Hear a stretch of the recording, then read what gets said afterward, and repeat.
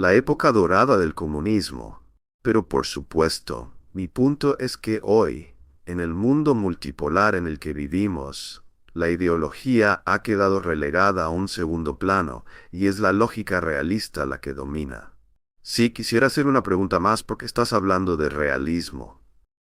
¿Qué tan receptivos son los chinos al hablar del tipo de realismo del que tú hablas? Porque hay una tradición realista en la filosofía china. Solía interesarme la filosofía china, pero me refiero a la escuela conocida como legalismo, que fue muy poderosa en la época de la formación de China y que nunca fue completamente olvidada. Es distinta del confucianismo y adopta una visión mucho más pragmática basada en el poder, una visión más escéptica sobre el idealismo y las ideas idealistas. ¿Encuentras que los chinos, cuando hablas con ellos sobre realismo, son más receptivos que, para ser franco, algunos estadounidenses en la actualidad? Absolutamente. Mi opinión sobre los chinos es que son realistas hasta la médula, y que el confucianismo es el guante de terciopelo que colocan sobre su puño realista. Sí, los chinos son jugadores duros. A menudo digo que cuando voy a China, a veces comienzo mis conferencias diciendo, es bueno estar de vuelta entre los míos. Y con eso quiero decir que los chinos son realistas. No hay duda de eso. Juegan duro. La retórica que utilizan es el confucianismo. Nosotros somos los buenos, ustedes son los malos. Pero en el fondo, entienden la lógica básica. Los chinos comprenden la importancia de ser poderosos. Y los chinos han tenido en los últimos siglos lo que yo llamaría una historia trágica. Y como resultado de esa historia trágica, comprenden la importancia de ser poderosos. También entienden que no deben confiar en Estados Unidos ni en ninguna otra gran potencia. Cuando fui por primera vez a China a principios de los años 2000, y argumenté que China no podía ascender pacíficamente, les dije a los chinos, me asombra que me traigan a China, dado que estoy argumentando que China no puede ascender pacíficamente. Y generalmente me daban una serie de respuestas, pero una de ellas era, eres el primer estadounidense que hemos conocido que ha sido honesto sobre cuán despiadados son los Estados Unidos. Porque por supuesto, todos los estadounidenses que iban a China les decían a los chinos que los estadounidenses somos los buenos, somos una democracia liberal. Y los chinos sabían mejor que eso. Apreciaban el hecho de que yo dijera que Estados Unidos es una gran potencia despiadada y que no deberían confiar en lo que dice Estados Unidos más de lo que deberían confiar en lo que dice cualquier otra gran potencia.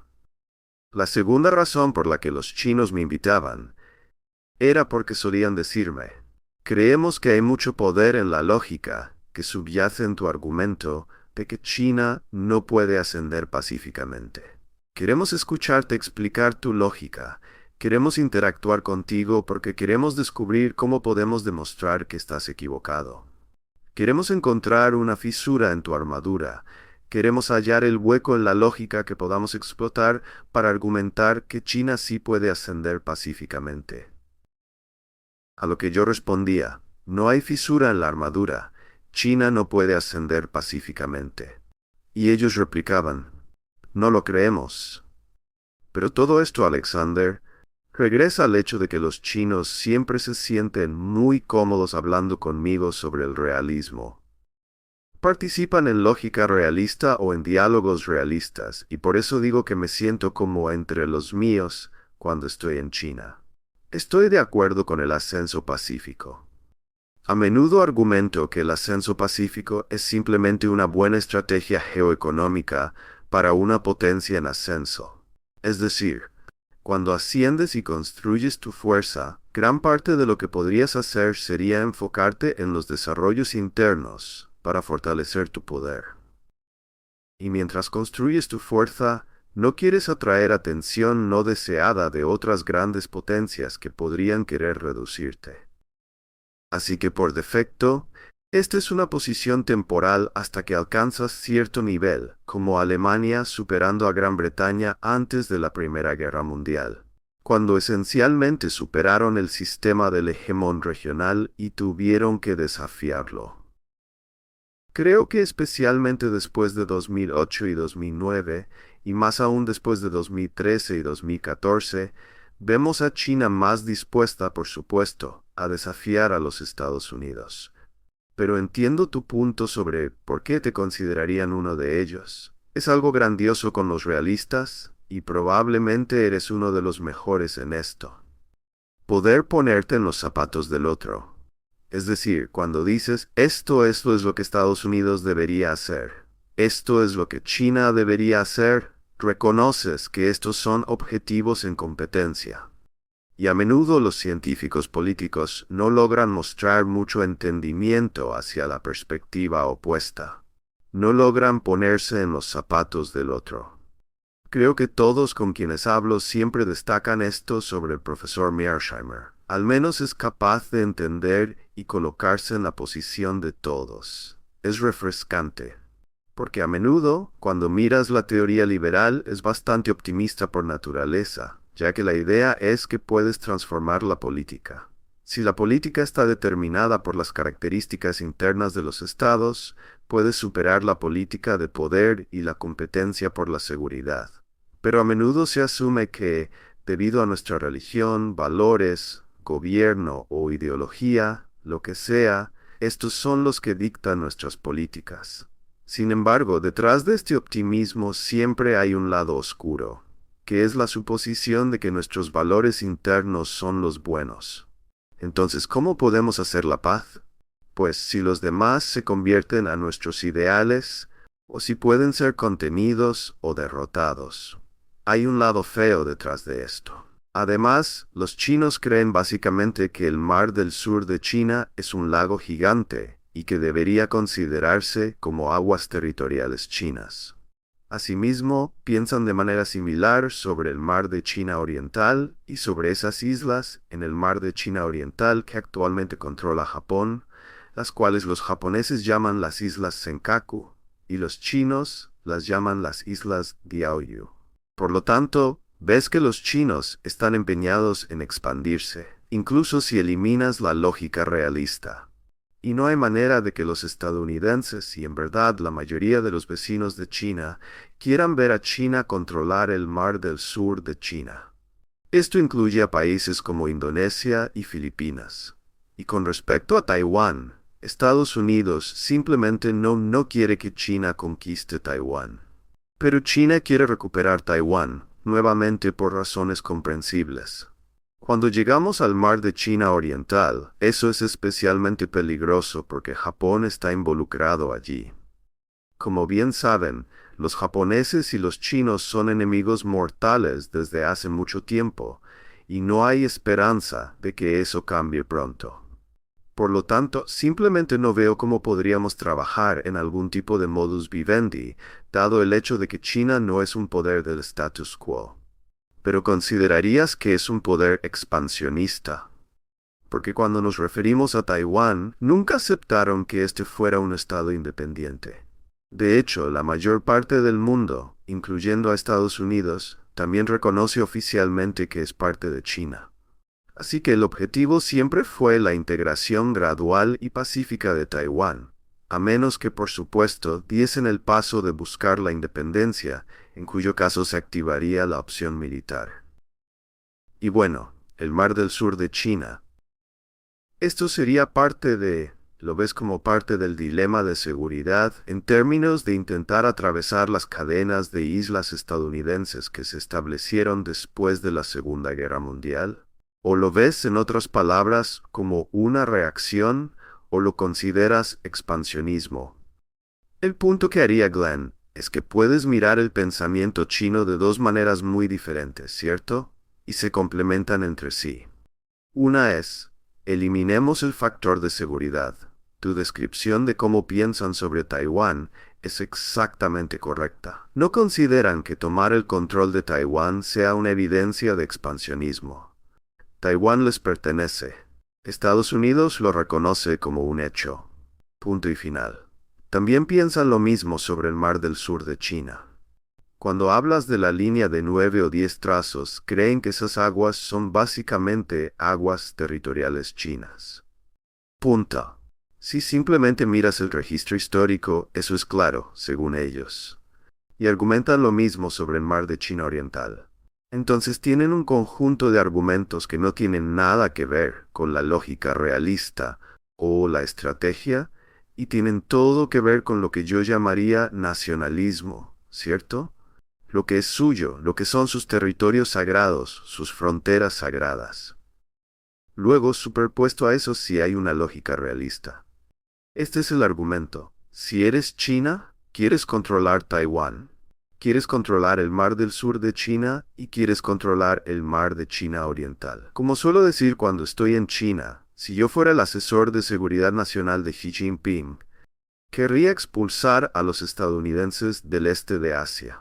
Los estadounidenses son una gran potencia despiadada, todos lo sabemos. Si yo fuera chino, no querría a los estadounidenses en mi puerta. Querría empujarlos fuera del este de Asia. Entonces, hay una lógica de seguridad aquí que complementa, llamémoslo, la lógica nacionalista. Y eso es lo que hace esta situación tan peligrosa, en mi opinión. Rápidamente, una última pregunta. ¿Hasta dónde crees que llegarán los chinos? Es decir, ¿están preparados para realmente entrar en un conflicto militar con Estados Unidos? Dicen que no es eso lo que quieren en absoluto, pero si Taiwán tomara medidas hacia una secesión abierta, por ejemplo, ¿China iría a la guerra por eso? ¿Qué opinas? Sí, creo que tienes que separar los tres grandes puntos críticos. Como lo veo, Alexander, realmente hay 5 grandes puntos críticos. Uno es la península coreana, porque los chinos están estrechamente vinculados a los norcoreanos. Debes recordar que fue China quien intervino en la guerra de Corea en el otoño de 1953, cuando cruzamos el paralelo 38, porque Corea del Norte es un estado amortiguador terriblemente importante desde el punto de vista de China. Por supuesto, los estadounidenses están profundamente involucrados en Corea del Sur. Así que un conflicto entre Estados Unidos y China podría estallar en el contexto de un conflicto entre Corea del Norte y Corea del Sur. Ese es el primer punto de conflicto. El segundo punto de conflicto, donde los estadounidenses no están tan involucrados, es la frontera entre India y China.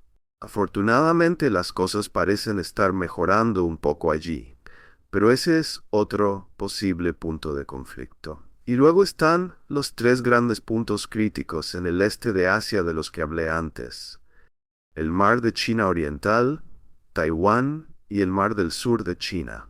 Creo que no habrá una guerra por Taiwán en el futuro previsible mientras Taiwán no declare su independencia.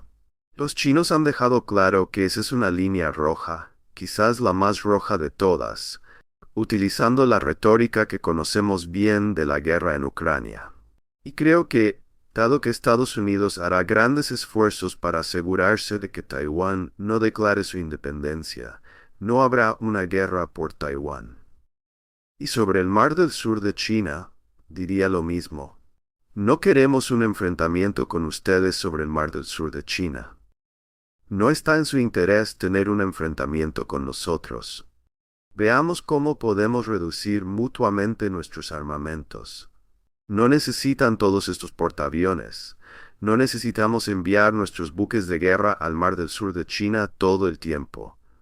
Pero si comienzan a tomar las medidas que algunas de sus personas han insinuado, entonces, por supuesto, eso destruirá la relación y la confrontación con Estados Unidos no les beneficiará.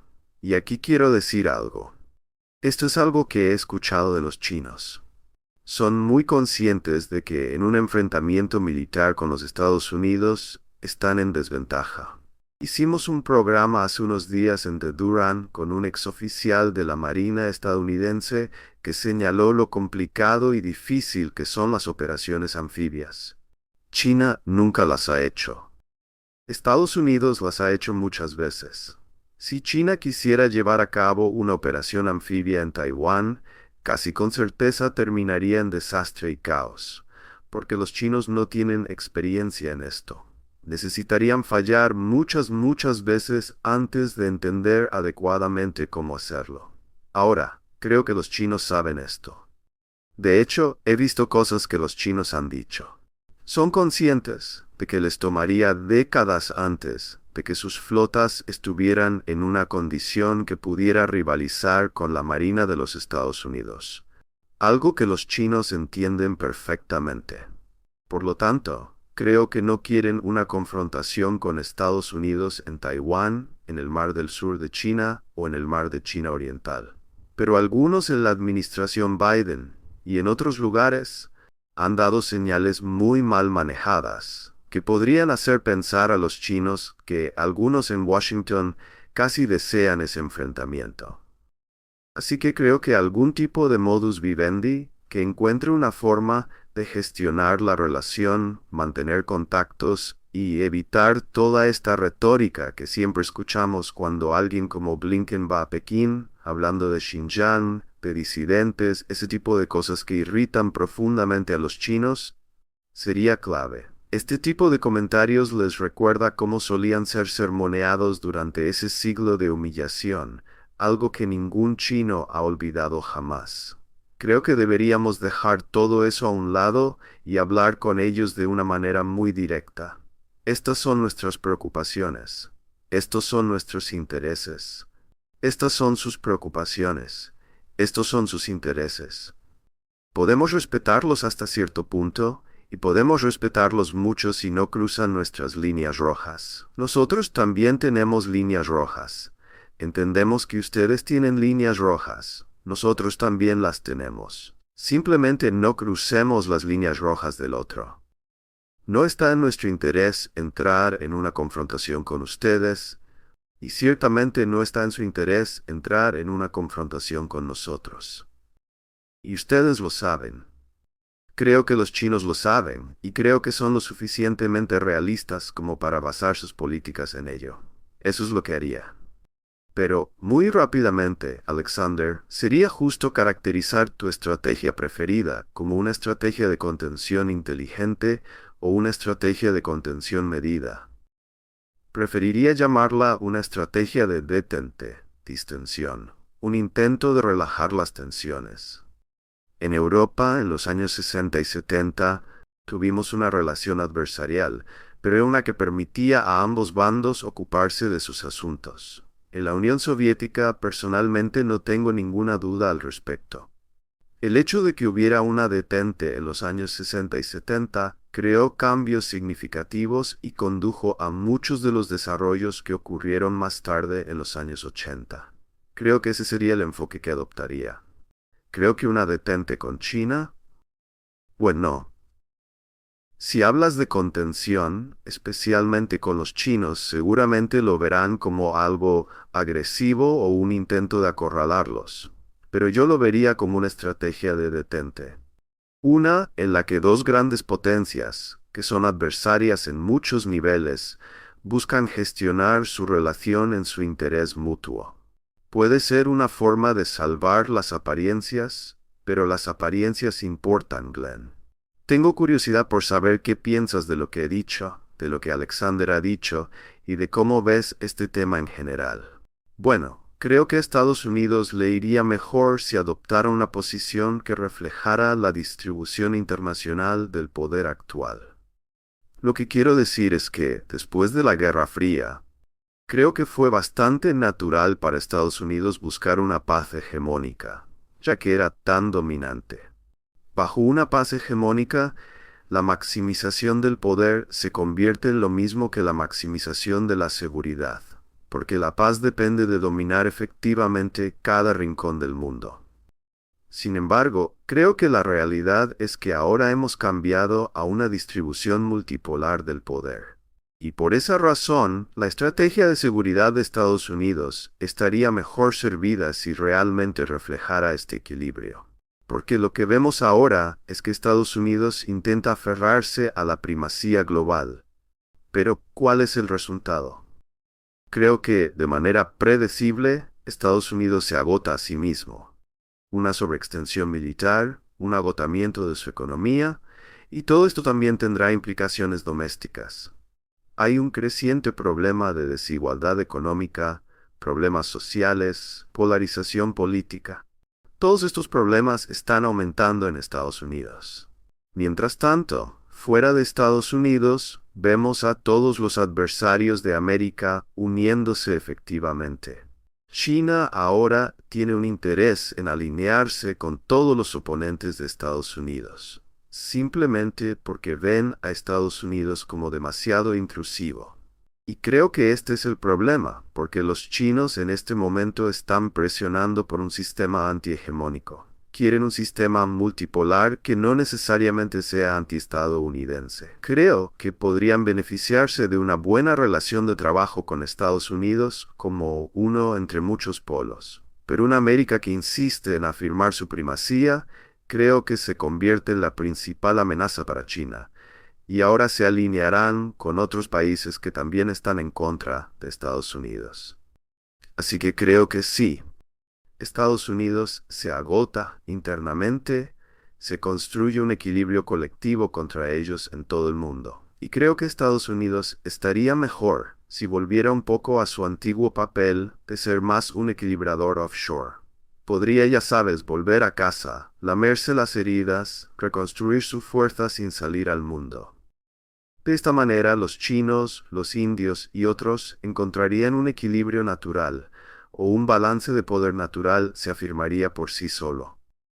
En este momento, creo que muchas de las diferencias entre al menos los gigantes euroasiáticos están dispuestos a pasarlas por alto simplemente porque muchos ven la demanda de primacía global de Estados Unidos como el principal desafío.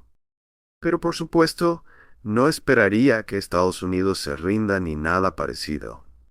De hecho, cuando escucho a Donald Trump hablar sobre imponer aranceles y todas estas políticas industriales tan contundentes, en realidad pienso que es una buena idea. Siempre he sido un gran admirador del sistema estadounidense. Creo que cierto nacionalismo económico ya estaba muy atrasado. Sin embargo, creo que todo se exagera demasiado. Porque cuando Estados Unidos intenta desacoplarse completamente de China y sabotear su ascenso económico, es un exceso. No se puede hacer.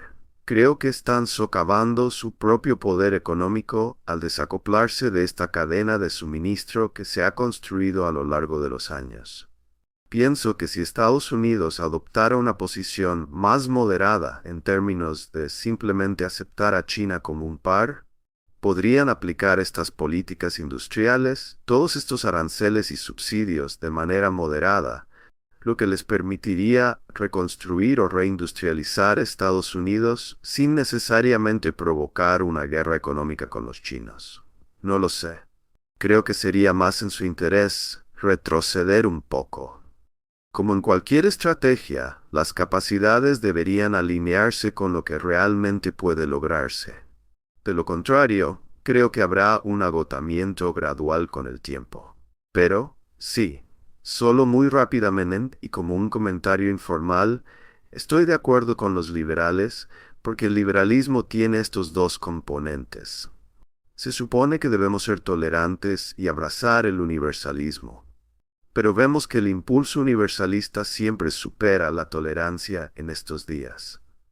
Perdón, Glenn. Solo quiero hacerte una pregunta rápida. Dime, ¿cuáles son tus opiniones sobre si deberíamos defender Taiwán, intentar evitar que los chinos se apoderen del mar del sur de China y el mar de China Oriental? Solo escuchándote hablar, parece que crees que no deberíamos hacer eso. ¿Deberíamos retroceder? Y antes de que respondas, señalaría que tengo un buen número de amigos realistas aquí en los Estados Unidos. Son realistas, aunque ligeramente diferentes de mí.